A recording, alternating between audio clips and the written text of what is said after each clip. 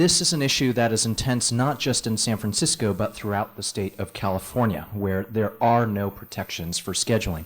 California has the highest percentage of hourly workers, and since the Great Recession, we've seen the number of involuntary part-time workers, those who wish to work part-time, full-time jobs, to see that percentage has tripled.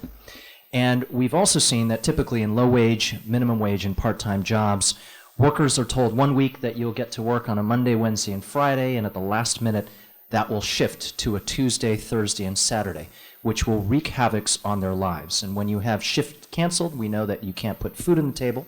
When shifts are rescheduled, workers can't hold down that second critical minimum wage job, can't go to school, can't manage their family care.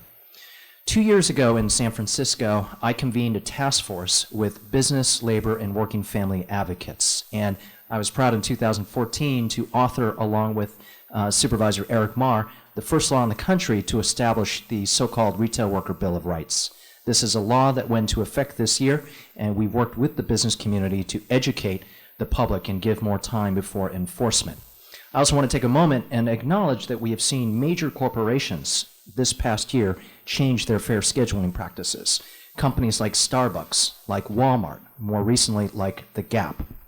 And when I was elected at the end of last year to the California State Legislature, I was asked by many advocates around the state to move forward fair scheduling statewide. I also want to acknowledge Assemblymember Gonzalez for being one of those voices encouraging us to move forward with this.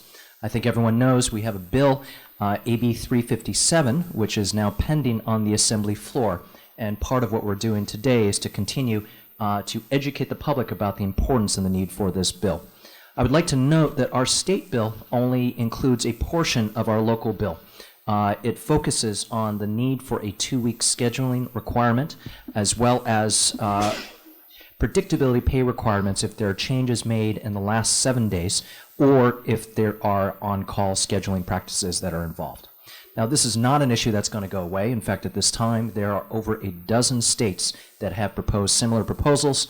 I also want to acknowledge U.S. Senator Elizabeth Warren, who a few months ago proposed a congressional proposal with 75 congressional co-sponsors. And with that, I want to also just take a moment and thank everyone in this room. I know we have representatives from labor, representatives from working families, advocates for low-income Californians, our colleagues who are here, as well as representatives from business, and it is my hope that we can all work together so that California can continue to lead the way in how we take care of our working families.